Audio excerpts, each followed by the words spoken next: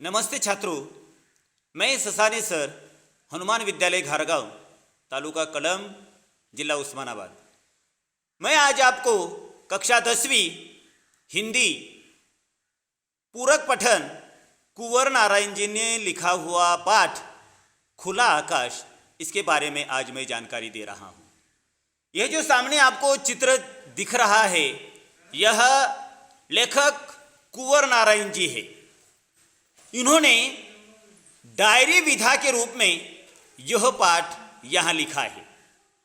भारतीय साहित्य जगत के सर्वोच्च सम्मान ज्ञानपीठ से पुरस्कृत कुंवर नारायण मूलतः एक कवि थे।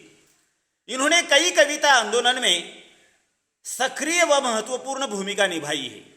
कविता के अलावा इन्होंने अपनी कलम से कहानी, लेख, समीक्षा, सिनेमा, रंगमंच इत्यादि का भी सफल परिचय दिया है। इनकी कई रचनाओं का देश विदेश की भाषाओं में अनुवाद किया गया है। हिंदी साहित्य को समृद्ध व परिपूर्ण करने वाले सितारों में इनका महत्वपूर्ण स्थान है। खुला आकाश, यहां आपको चित्र दिखाई दे रहा है। इस खुले आकाश के नीचे हम सभी मानव प्राणी रहते हैं। इस खुला आकाश पाठ में, डायरी विधा पाठ में, लेखक ने जीवन जगत से जुड़े यथार्थ की ओर संकेत किया है। लेखक ने प्रस्तुत अनुच्छेदों की सहायता से अपने निजी अनुभवों को सार्वजनिक अभिव्यक्ति दी है। स्वयं की पहचान, शहर में इंसान, प्रकृति का सम्मान, साहित्य का ज्ञान, आत्मचिंतन, वास्तविक इंसान, बनावटी चेहरे, जीवन का ध्येय, कर्म के प्रति सोच, वाद विवाद का परिणाम, भौतिकवाद से पतन इत्यादि विषयों को प्रभावी ढंग से इस पाठ में प्रस्तुत किया गया है। लेखक यहाँ कहते हैं कि जीवन एक संघर्षों से भरा हुआ है। व्यक्ति को आत्मविश्वास, संयम, ईमानदारी से सच्चाई की राह पर अनवरत आगे बढ़ते रहना चाहिए। यह हमें खुला आकाश इस पूरक पठन में कुंवर नारायण जी ने हमें संदेश दिया है। अब यहाँ डायरी विधा में उन्होंने समाज में जो जो देख लिया वह अपने इस डायरी में उन्होंने लिखा है। साहित्य समाज का दर्पण होता है। कहते हैं, literature is mirror of society. साहित्य का दर्पण है। लेखक, कवि समाज में जो कुछ देखते हैं वह अपने साहित्य में लिखते हैं। लेखक कुंवर नारायण जी ने भी यहाँ जो जो लिखा है, यह समाज में देखा हुआ चित्र उन्होंने अपने हर एक पन्ने पर डायरी में लिखा है।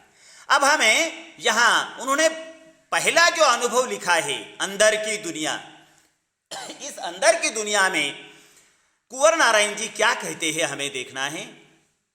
देखो बच्चों, पढ़ो। हमारे अंदर की दुनिया बाहर की दुनिया से कहीं ज़्यादा बड़ी है। हम उसका विस्तार नहीं करते, बाहर की अपेक्षा उसे छोटा करते चले आते हैं और उसे बिल्कुल निर्जीव कर लेते हैं। आज़ादी, पूरी आज़ादी अगर कहीं संभव है तो इसी भीतरी दुनिया में ही है, जिसे हम बिल्कुल अपनी तरह समृद्ध बना सकते हैं। स्वार्थी अर्थों में सिर्फ अपने लिए ही नहीं, निस्वार्थी अर्थों में दूसरों के लिए भी महत्व रखता है और स्वयं अपने लिए तो विशेष महत्व रखता है। अब यहाँ कठिन शब्द है निर्जीव, जिसमें जीव न हो। आज का मनुष्य सिर्फ बाहर का चित्र देखता है और बाहर के मनुष्य को देखता है, लेकिन अंदर की दुनिया वह कभी नहीं देखता है। हम आज आजाद है, किस लिए आजाद है? दूसरों का हित, दूसरों को परोपकार करने के लिए। स्वार्थी वृत्ति से अगर हम रहते हैं तो सिर्फ हमारा भला होता है, लेकिन निस्वार्थी दृष्टि से जब हम देखते हैं तो दूसरों का हम भला कर सकते हैं। इसीलिए लेखक ने यहाँ कहा है कि निस्वार्थ भावना रखो। उसके बाद लेखक यहाँ दूसरा पन्ना डायरी में लिखते हैं, मकान पर मकान। जिस गली में आजकल रहता हूँ वहाँ एक आसमान भी है, लेकिन दिखाई नहीं देता। उस गली में पेड़ भी नहीं है, न ही पेड़ लगाने की गुंजाइश ही है। मकान ही मकान है। इतने मकान की लगता है मकान पर मकान लदे हैं। लंद फंद मकानों की एक बहुत बड़ी भीड़ जो एक सकरी गली में फंस गई और बाहर निकलने का कोई रास्ता नहीं है। जिस मकान में रहता हूं उसके बाहर झांकने से बाहर नहीं सिर्फ दूसरे मकान और एक गंदी व तंग गली दिखाई देती है। चिड़िया दिखती है लेकिन पेड़ों पर बैठी या आसमान में उड़ती हुई नहीं, बिजली या टेलीफोन के तारों पर बैठी मगर बातचीत करती या घरों के अंदर यहाँ वहाँ घोंसले बनाती नहीं दिखती। उन्हें देखकर लगता मानो वे प्राकृतिक नहीं, रबड़ या प्लास्टिक के बने खिलौने हैं जो शायद ही इधर उधर फुदक सकते हो या चू चू की आवाजें निकाल सकते हो। मैं इसी संकरी और तंग गली में मकानों की एक बहुत बड़ी भीड़ से, बिजली या टेलीफोन के तारों से उलझे, आसमान से यूं हरियाली के अभाव से जूझते अपने मोहल्ले से बाहर निकलने की भारी कोशिश में हूँ। यहाँ लेखक ने जो यहाँ मकान पर मकान यह अनुभव लिखा है, यह गुंजाइश का अर्थ है। यहाँ स्थान लंदफंद, अव्यवस्थित, सकरी, यहाँ पतली गली, कम चौड़ी, तंग। यह तो लेखक ने यहाँ बताया है कि जब मैं शहर में जाता हूँ तो मकान पर मकान लदे हैं, ऐसा चित्र देखने के लिए मिलता है। खुला आसमान, खुली सांस, वहाँ हमें लेने की जगह नहीं है। हमें चिड़िया दिखती है लेकिन खुले आकाश में चूचू चूचू इसी प्रकार का उसका आवाज नहीं आता है। यहाँ तारों पर खंबे के बैठी हुई जैसी कि एक रबड़ की चिड़िया है, ऐसा हमें देखने के लिए मिलता है। यहाँ चित्र दिखाया है, देखो इमारतों का, कितने मकान हैं, खुली सांस लेने के लिए भी जगह नहीं है। अब यहाँ सही साहित्य, सही और संपूर्ण साहित्य वह है जिसे हम दोनों आंखों से देखते हैं, सिर्फ बाईं या सिर्फ दाई आंख से नहीं। लेखक यहाँ कहते हैं कि जो भी हम देखते हैं, सही क्या है और गलत क्या है, इसका फैसला हमें करना चाहिए और जो सही है उसका ही हमें स्वीकार करना चाहिए। इसी प्रकार हमें दृष्टि बहुत ही अच्छी होनी चाहिए। आगे उन्होंने लिखा है यहाँ, जाने खुद को, लोग आज अपना ही भला सोचते हैं, अपनी ही बात सच कहते हैं, ऐसा नहीं। लेखक यहाँ कहते हैं कि हमें आत्मचिंतन करते हुए खुद को जानना चाहिए। आत्मचिंतन का अर्थ यह है यहाँ मन के विषय में सोचना, विचारना। दंभ का अर्थ है मिथ्या, अभिमान। यहाँ तो बिल्कुल चुपचाप बैठकर सिर्फ अपने बारे में सोचे, अपने बारे में कोशिश करे कि दूसरे या सब कहीं भी उस आत्मचिंतन के बीच में ना आए। इससे दो फायदे होंगे, एक तो हम अपने को जान सकेंगे कि हम स्वयं क्या है, जो दूसरों के बारे में सब कुछ जानने का दंभ रखते हैं। दूसरे हमारे उस हस्तक्षेप से दूसरों की रक्षा होगी, जिसके प्रतिक्षण मौजूद रहते थे। वे अपने बारे में न तो संतुलित ढंग से सोच पाते हैं, न सक्रिय हो पाते हैं। दूसरों की सोच समझ में भी उतना ही भरोसा रखे जिनमें हमें अपनी सोच समझ में है। हर एक के प्रति हमारे मन में सहज सकारात्मक स्वीकृति का भाव होना चाहिए। दूसरा अन्य नहीं, अंतमय है, हमारे ही प्रतिरूप, हमसे अलग या भिन्न नहीं। यहाँ लेखक कहते हैं कि हमेशा दूसरों का सोचने का प्रयत्न करो, आत्मचिंतन करो। मैंने जो रास्ता पकड़ा है यह सही है या गलत है, मेरा वर्तन सही है या गलत है, मैं जो व्यवहार कर रहा हूं वह सही है या मनुष्य है। तो सिर्फ मनुष्य होते हैं।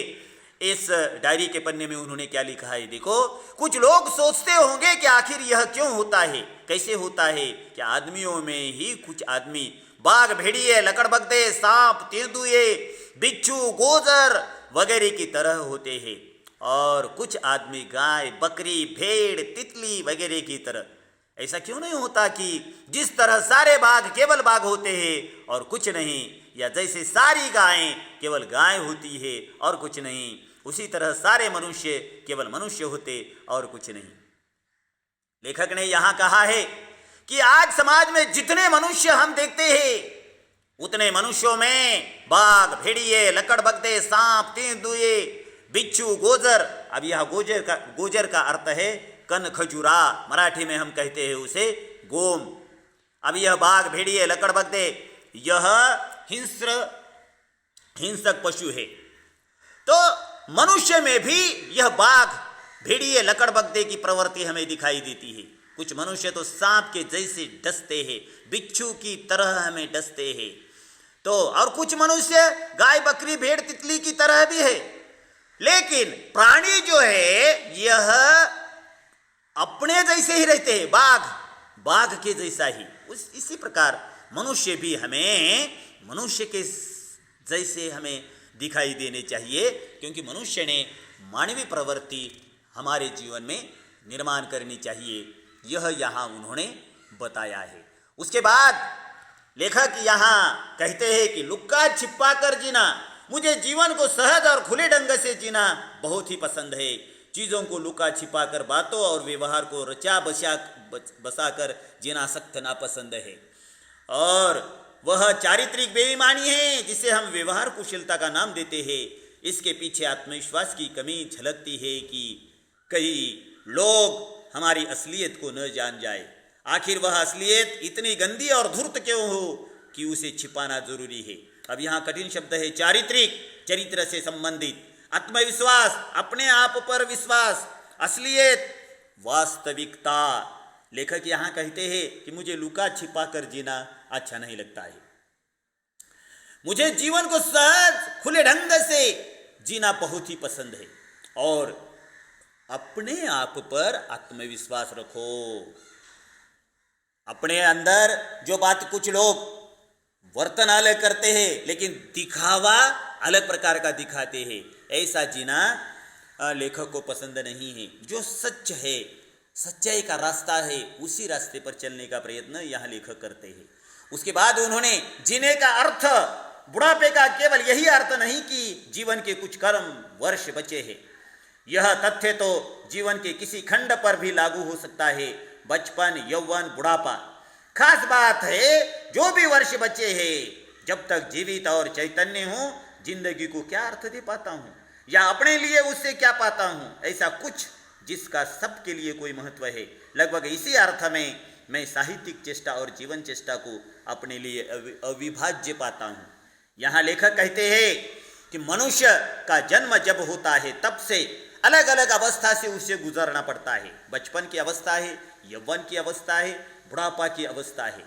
तो बुढ़ापा हो गया, जीने के वर्ष कम हो गए, ऐसा विचार मनुष्य ने नहीं करना चाहिए।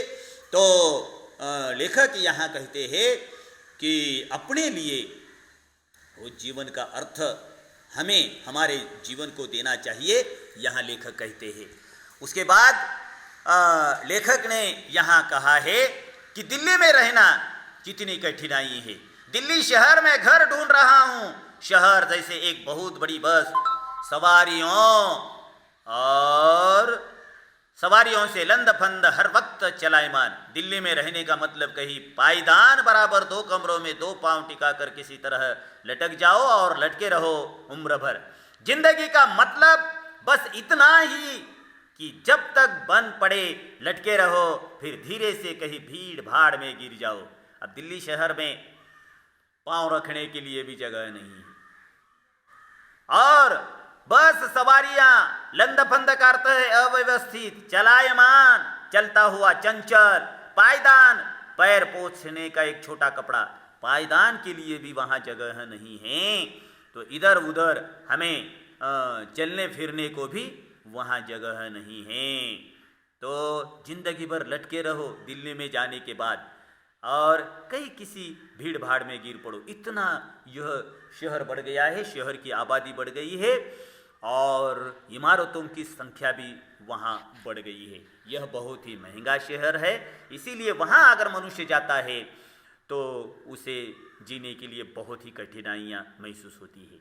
बहाने निकालना, जो हम शौक से करना चाहते हैं उसके लिए रास्ते निकाल लेते हैं, जो नहीं करना चाहते उसके लिए बहाने बना लेते हैं। हम जो शौक से करना चाहते हैं, हम अगर शौक से करना चाहते हैं, वह अगर हम शौक से करते हैं तो वह पूरा हो जाता है। लेकिन वह करते समय अलग अलग प्रकार के बहाने मनुष्य निकलता है। तो उसके बाद अपने से बहस दूसरों से नहीं, अपने से करनी चाहिए, उससे सच्चाई हाथ लगती है। दूसरों को सिर्फ सुनना चाहिए, दूसरों से बहस से केवल झगड़ा हाथ लगता है। आत्मचिंतन करते समय खुद से बहस करनी चाहिए, मैं जो कर रहा हूँ यह सही है या गलत है, और फिर जो कुछ विचार निकलता है यह सच्चाई का ही हमारे नजर आता है। अब यहाँ हमने चीजों की गुलामी, कुछ दिनों पहले एक कंप्यूटर ने मुझे 40,000 रुपए में खरीदा। अब कंप्यूटर का अर्थ है संगणक। आजकल उसकी गुलामी में हूं, उसके नखरों को सिर झुकाकर झेलने में ही अपना कल्याण देख रहा हूं मैं। उसका वादा है कि एक दिन वह मुझे लिखने पढ़ने की पूरी आज़ादी देगा। फिलहाल उसकी एकनिष्ठ सेवा में ही मेरा उज्जवल भविष्य है। इसके पहले एक मोटर मुझे भारी दामों में खरीद चुकी है, उसकी सेवा में भी हूँ। दरअसल चीज़ों का एक पूरा परिवार है जिसकी सेवा में हूँ। आदमी का स्वभाव नहीं बदलता या बहुत कम बदलता है। गुलामी करना करवाना उसके स्वभाव में है, सिर्फ तरीके बदले हैं, गुलामी की प्रवृत्ति नहीं। हजारों साल पहले एक आदमी मालिक होता था और उसके दर्जनों गुलाम होते थे। अब हर चीज़ के दर्जनों गुलाम होते हैं।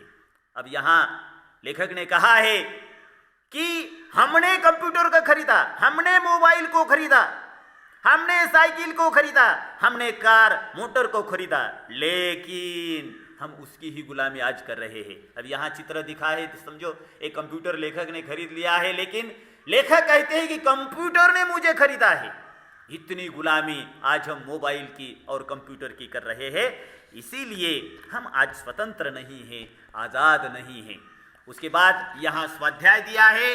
देखो, स्वाध्याय में प्रवाह तालिका पूर्ण कीजिए। मैंने आपको यह पूरा पाठ पढ़ाया है और इस पाठ पर यह स्वाध्याय है। प्रवाह तालिका पूर्ण कीजिए। गली की विशेषताएं, यह 4 आकृतियां दी है।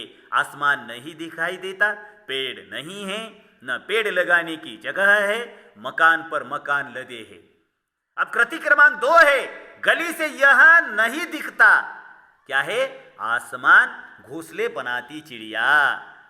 उसमें 2, लेखक ऐसी जिंदगी बिताना नहीं चाहता। कैसे? चीजों को लुका छिपाकर, बातों और व्यवहार को रचा बसाकर। अब यहाँ तीसरा प्रश्न है, आकृति में लिखिए कुछ मनुष्य में दिखाई देने वाले पशु। बाघ, भेड़िए, लकड़बग्घे, सांप, तेंदुए, बिच्छू, गोजर।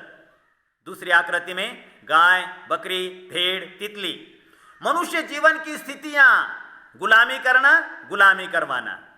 अब यहाँ पांचवा प्रश्न है, घर से बाहर झांकने पर यह दिखाई देता है, मकान ही मकान, एक गंदी व तंग गली। लेखक इनकी सेवा में लगे हैं, मोटर, कंप्यूटर। अब मैंने यहाँ कृति पत्रिका के आधार पर पूरे प्रश्न आपको बता दिया है और अपने यह कॉपी में लिखो। अगर यह मेरा वीडियो आपको अच्छा लगा तो मेरे चैनल को आप सब्सक्राइब करो। धन्यवाद, धन्यवाद, धन्यवाद।